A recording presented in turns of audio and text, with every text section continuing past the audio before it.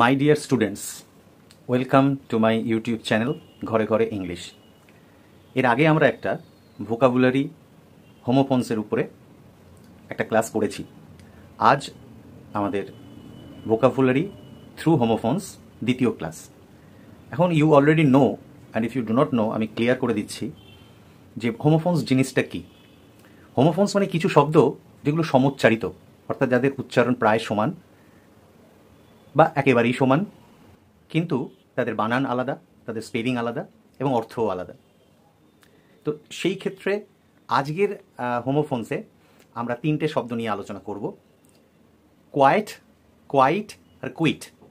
দেখবে প্রত্যেকটা স্পেলিং আলাদা, উচ্চারণটা প্রায় সমান, একই রকম উচ্চারণ, কিন্তু এদের অর্থ আলাদা। নাও why do you require these kinds of knowledge of homophones?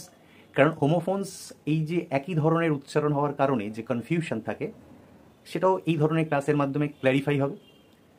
আর একই সাথে you will increase your stock of words which will help you to speak English confidently and to write English clearly. So now we are starting our today's class.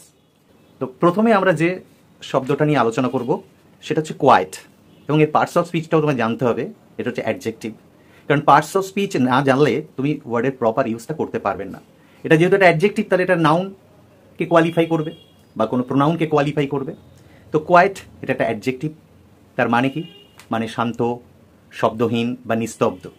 ওকে, তো আমি এই quite adjective যেটা শান্ত, তার apply আমরা এবার সেন্টেন্সে করবো, then it will be much more clear for you. দেখো, এখানে প্রথমে একটা বাক্য তোমরা দেখতে পাচ্ছ রয়েছে কি, যে পরীক্ষার হলটা এত নিস্তব্ধ ছিল যে প্রত্যেককে শুনতে পেয়েছিল শ্বাস প্রশ্বাসের আওয়াজ। এই যে ব্রিদিং হয়, নর্মালি তো শুনতে পাই না, কিন্তু এতই শান্ত ছিল পরীক্ষার হল যে নিজের শ্বাস প্রশ্বাসটাও শোনা যাচ্ছিল। দেখো এর ইংলিশটা কি হচ্ছে, সাবজেক্টে পরীক্ষা হল, তাহলে আমি লিখলাম দ্য এক্সাম হল ছিল, তাই হবে ওয়াজ। The exam hall was so quite. দেখো এই কোয়াইট ইউজ হলো, এবং এই যে কোয়াইট এটা অ্যাডজেক্টিভ কেন? কারণ এটা এক্সাম হল যে নাউনটা, এক্সাম হলের অ্যাটমসফিয়ার, সেইটাকে কোয়ালিফাই করছে। এটা predicative adjective. The exam hall was so quiet that everyone could hear, যে প্রত্যেকেই শুনতে পেয়েছিল তার শ্বাস প্রশ্বাসের আওয়াজ, হিজ ব্রিদিং সাউন্ড। তাহলে বুঝতে পারলে এখানে কোয়াইটটা ইউজ হয়েছে অ্যাজ অ্যান অ্যাডজেক্টিভ, এবং সেটা এক্সাম হলকে বোঝাচ্ছে, যেটা কিনা একটা নাউন, আর নাউনকে কোয়ালিফাই করছে বলেই ওটা adjective. Now let's see another example. দার্জিলিংয়ের পাহাড়ের শান্ত সৌন্দর্য আমাকে মন্ত্রমুগ্ধ করেছিল, আমাকে মুগ্ধ করেছিল।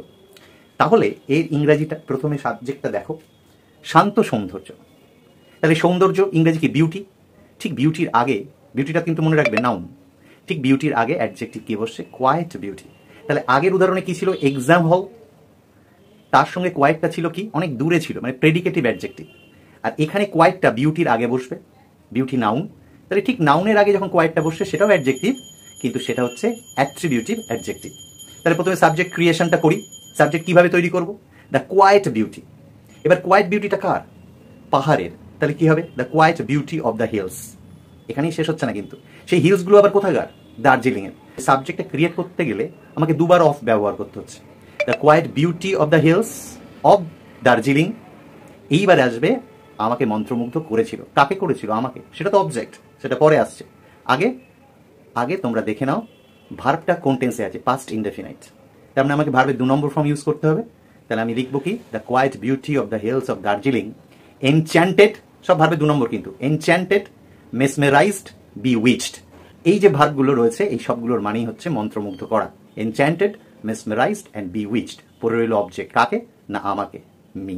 I hope that from now you will be absolutely confident for using the word quiet, that is an adjective. Now we will go to the next homophone, that is quiet.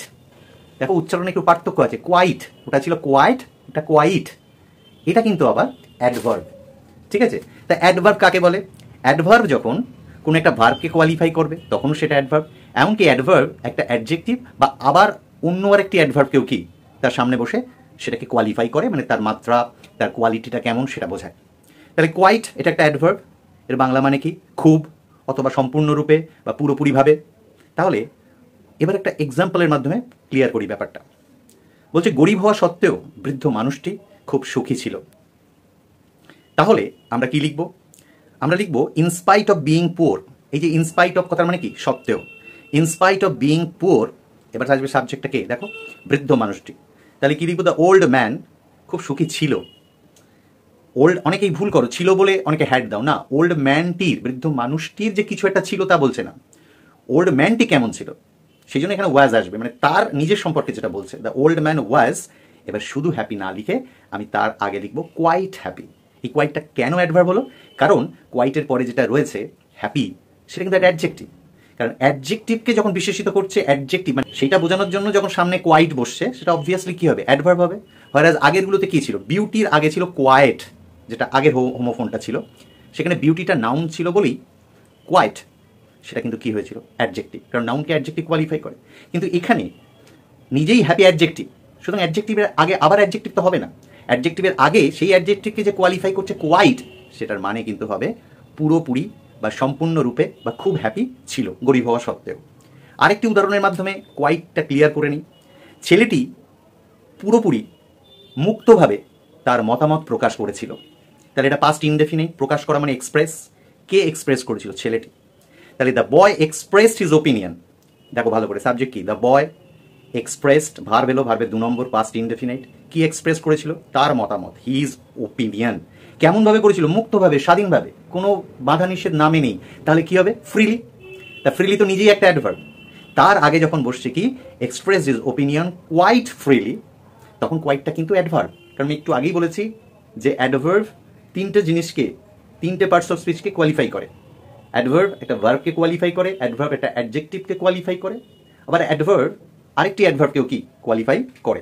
তাহলে এই প্রথমে যেটা আমি উদাহরণ দিয়েছিলাম, the old man is quite happy, সেই quite অ্যাডভার্বটা কিন্তু হ্যাপি অ্যাডজেক্টিভকে কোয়ালিফাই করেই অ্যাডভার্ব হয়েছে। আর এখানে যখন আমি বলছি কোয়াইট ফ্রিলি, তাহলে এই ফ্রিলিটা অ্যাডভার্ব, কারণ এই ফ্রিলিটা ছেলেটার অপিনিয়ন এক্সপ্রেস করার ধরন বোঝাচ্ছে, যে সে এক্সপ্রেস করেছে, মানে যে এক্সপ্রেস ভার্বটার প্রকাশভঙ্গি কেমনভাবে করেছে? ফ্রিলি।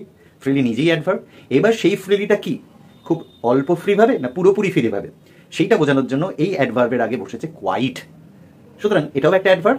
কিন্তু যদি কেউ প্রশ্ন করে এই অ্যাডভার্বটা কিভাবে এলো, ভার্বকে কোয়ালিফাই করে কি এলো? নিশ্চয়ই না, এটা একটা অ্যাডভার্বকে কোয়ালিফাই করেই এটা অ্যাডভার্ব হয়েছে। এবং কোন অ্যাডভার্বকে কোয়ালিফাই করেছে? না, ফ্রিলি। চলো এবার আমরা তৃতীয় যে হোমোফোন সেটাতে যাই। সেটার বানানটা দেখো কেমন? QUIT। প্রথমটা ছিল অ্যাডজেক্টিভ, তারপরে যেটা কোয়াইট ছিল সেটা ছিল অ্যাডভার্ব, আর এই যে কুইট এটা কিন্তু ভার্ব। 100% এটা একটা ভার্ব, যার মানে হচ্ছে ত্যাগ করা বা বন্ধ করে দেওয়া বা কোনো কিছু ছেড়ে দেওয়া। উচ্চারণ হবে কুইট। তোমার মদ্যপানের অভ্যাস ত্যাগ করা উচিত। আমি একটা বাংলা বাক্যের মধ্যে ওই কুইটটাকে ইউজ করব অ্যাজ ভার্ব। ওকে, তাহলে মদ্যপানের অভ্যাসটা ত্যাগ করা উচিত, এই উচিত অর্থে তোমার একটা মডেল আসবে কি? শুড। তোমার উচিত, তার মানে তো তুমি লিখতে পারো না যতই তোমার আছে বলে ইওর শুড তো হয় না, ওটাকে সাবজেক্ট ফর্ম নিতে হবে। তোমার জায়গায় কি আনতে হবে? ইউ। ইওর লিখলে কিন্তু হবে না। ইউ শুড কুইট, দেখো QUIT, এর কোনো পাস্ট ফর্ম পাস্ট পার্টিসিপল কিছুই হবে না, কারণ মডাল অক্সিলারির পরে যে ভার্বটি বসবে সেটা প্রেজেন্ট ফর্ম হবে। You should quit your habit of drinking wine, অর্থাৎ তোমার হ্যাবিট ত্যাগ করা উচিত। সেই হ্যাবিটটা আবার কিসের হ্যাবিট? না, মদ্যপান, মানে ড্রিঙ্কিং ওয়াইন, অর্থাৎ ওয়াইন ড্রিঙ্ক করার যে হ্যাবিট, সেই জন্য এই হ্যাবিটের পরে আবার একটা দেখতে পাচ্ছ অফ আসছে, হ্যাবিট অফ ড্রিঙ্কিং ওয়াইন। আরেকটি এক্সাম্পল দেখে নিই, একদম ক্লিয়ার হবে কুইট ত্যাগ করা বা ছেড়ে দেওয়া। দেখো আমরা জানি ভারতবর্ষের স্বাধীনতা আন্দোলনে গান্ধীজি অনেক ভূমিকা নিয়েছিল, তার বিশেষ বিশেষ কিছু সংগ্রাম ছিল, যেমন তোমার অসহযোগ আন্দোলন, তেমনি তার একটা বিখ্যাত আন্দোলন ছিল ভারত ছাড়ো আন্দোলন। ব্রিটিশদের বলছিল ভারত ছেড়ে চলে যেতে। চলো আরেকটি উদাহরণ আমরা দেখে নিই, যেখানে আমরা কুইটটাকে ভার্ব হিসেবে প্রয়োগ করব। গান্ধীজি বাধ্য করেছিল ব্রিটিশদেরকে ভারত ত্যাগ করতে বা ভারত ছাড়তে। তাহলে আমরা কি লিখব? Gandhiji forced the British to quit India. তাহলে আজকের এই হোমোফোন ক্লাসের মাধ্যমে তোমাদের কিছু ভোকাবুলারিও বাড়লো, এবং তোমরা ইউজ করবে এই নতুন শেখা ভোকাবুলারিগুলোকে অ্যাজ আর্লি অ্যাজ পসিবল। তোমরা এটাকে ইউজ করবে in your writing, in your speaking, and all those words will be very much helpful for you to enrich your skill in speaking and writing English. With these expectations, আজকের মতো class এখানেই শেষ করছি। ভালো লাগলে subscribe করবে, like, comment, share করবে। চলো টাটা, আলবিদা।